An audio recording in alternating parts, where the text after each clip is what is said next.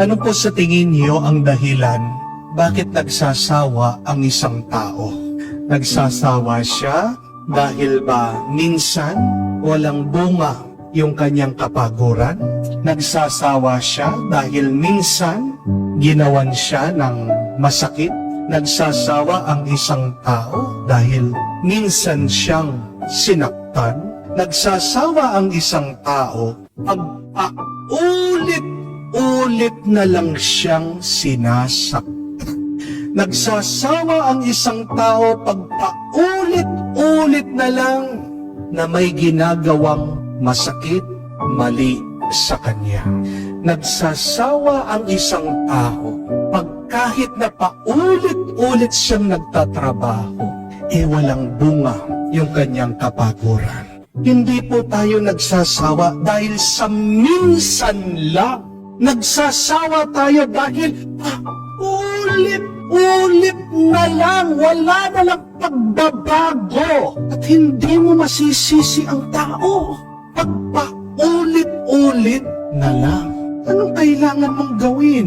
Pag nagsasawa ka na, kailangan meron kang baguhin. Hindi po ba? Ano po ang kasabihan?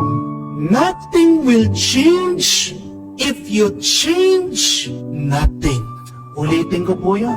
Nothing will change if you change nothing. Ang dami sa atin, reklamo na reklamo, nagagalit, naiinis. Dahil nagpapatuloy yung masamang sitwasyon at karanasan sa kanilang buhay. Ang tanong, may ginawa ka na ba para mayroong nagbago? Ang galing nating magreklamo. Ang galing nating magalit. Pero, may nagbabago ba sa pagreklamo mo? May nagagawa ka ba sa galit mo? Kung paulit-ulit ka na rin nagagalit, paulit-ulit ka na rin na naiinis, nagrereklamo, wala pa rin nangyayari. Hindi yan ang solusyon. You need to change something so that your life will change. Kamukha ang ating Panginoon dito sa kanyang kwento patungkol sa bayan ng Israel. Ang tigas ng ulo. Ang dami na niyang pinadala na mga propeta, pero hindi pa rin nagbabago. Pati mismo ang kanyang anak, si Jesus, anong ginawa nila sa kanya? Pinako pa sa krus. Pero dahil nasa at gusto ng Diyos Ama na magkaroon ng bunga dito sa kanyang bayan, sabi niya, papalitan ko kayo. Kukuha ko ng iba na mas mapagkakatiwalaan. Kukuha ko ng ibang bayan na kung saan silang magpapatubo at magpapakita ng magandang bunga. My dear friends, do not be a victim of your bad experience. Ang dami sa atin agad sumusuko na Agad natin sinasabi, wala ka na magagawa dyan sa tatay mo, babaero talaga yan. Wala talaga tayo magagawa. Talagang dukha tayo, mahirap tayo. Tanggapin na lang natin. Ganyan talaga Paulit-ulit ka nang sumubok, bagsak ka pa rin. Ganyan talaga Baka tanga ka talaga. Ganun ba? Ang dali nating sumuko. Pero nakakalimutan natin that if you don't like how your story is unfolding, if you feel that you are in the wrong story of your life, you can change your story. Dahil tandaan niyo po, sa istorya ng iyong buhay, sinong manunulat? Ikaw. Sa istorya ng iyong buhay, sinong aktor? Ikaw. Sa istorya ng iyong buhay, sinong direktor? Ikaw. Ikaw ang gumagawa ng kwento, ikaw ang lumalabas sa kwento, ikaw ang nagbibigay ng direksyon sa kwento mo. Huwag mong sisisihin ang ibang tao. Sisihin mo ang sarili mo. Kung paano ka mag-isip, kung paano ka magsalita, kung anong ginagawa mo araw-araw. Nakakatawa tayo Ang dami sa atin, nagkakasala pero umaasa na magkakaroon ng pagpapala. Di po ba? How can you expect to be blessed by God if you keep on sinning? Nakakatawa tayo. Ang kulit natin. Paulit-ulit tayo sa paggawa ng mali, pero gusto natin, ano ang bunga? Mabuti. Huwag mong lokohin ang sarili mo. Kung may pangit na nangyayari sa iyong buhay, nung kailangan mong gawin, kailangan meron kang baguhin. At kung man nahihirapan ka, nandiyan ang Diyos para tulungan ka. Yes, you are the actor, you are the director, you are the writer of the story of your life. But remember, who is the producer of your movie, of your story? It is the Lord. Siya nagbigay ng buhay mo eh. Hahayaan ba ng Diyos na mabigo ka? Gusto ba ng Diyos na kulelat ka? Hindi. Pero bakit nabibigo ka? Kasi lumalayo ka sa Kanya. Kasi gusto ka niyang tulungan, pero nagsasarili ka.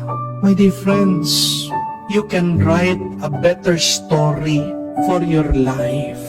Kung ayaw mong paulit-ulit ka na lang nagbabayad ng utang, then magdesisyon ka ngayon na ang istorya mo ay tungkol sa pagtatagumpay mo sa hirap ng buhay. Kung nagsasawa ka na lang dyan sa kalokohan ng iyong asawa, magdesisyon ka ng istorya mo ay tungkol sa paghahanap kung paano ka magiging masaya at payapa.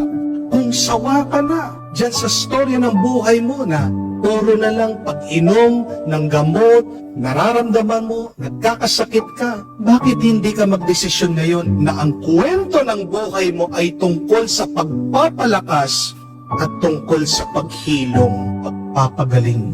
You can write a better story. Just decide and write it down. Kadalasan po, pag meron pumupunta dito sa parokya, binubuksan yung kanilang mga problema sa akin. Sinasabi ko, sulat nyo kung ano yung mga pangarap nyo, panaginip nyo, ano ba yung gusto nyo na mangyari sa inyong buhay. Meron po mag-asawa, lumapit sa akin. Parang aso't pusa, nag-aaway, hindi magkaintindihan. Sabi ko, oo, may problema kayo. Pero mas mahalaga, sulat niyo ano bang gusto niyong makita, maranasan dito sa inyong relasyon. Ang kulit, hindi ginawa yung assignment. Bumalik po dito sa parokya, umiiyak. Tinanong ko, ginawa niyo ba yung assignment? Father, hindi po eh, kasi ganyan. Ang daming excuses, ang daming dahilan. Sabi ko, hindi kayo maaayos hanggat hindi nyo ginagawa yung assignment nyo. Alam niyo po, nang bumalik, nakangiti na. Ginawa yung assignment. Sabi, Father, salamat po, naging malinaw sa amin. Kasi, paano kayo magbabago kung wala kayong direksyon? Saan ba papunta ang buhay niyo? Mga kapatid, kailangan natin tanggapin, kailangan natin maunawaan na pag meron tayong masamang karanasan, isang kabanata lang yan sa inyong istorya. Your bad experience does not need to be your ending. Amen? Ano ang kabanata? Isa lang parte ng malaking kwento. Kaya nga kung merong kontrabida sa buhay mo, kung meron mang masamang sitwasyon dyan sa iyong kwento, chapter lang yan, kabanata lang yan, temporary lang yan. At hindi mawawala yan kung mananatili ka dyan. Kung gusto mong magbago, kailangan magpatuloy ka. Anong gusto mong makita sa iyong buhay? Ikaw ang sumulat. Ikaw ang managinip. Ikaw ang mangarap. Ipagdasal mo sa Diyos. Walang imposible sa Diyos. Amen? Huwag mo sisisihin ang ibang tao sa masamang karanasan mo. Sisihin mong sarili mo dahil wala kang binabago. Kaya mo naman baguhin eh. Naisin mo lang, mangarap ka lang, ipagdasal mo lang, at makikita mo, gaganda ang istorya at kwento ng buhay mo sa tulong at sa grasya ng Diyos.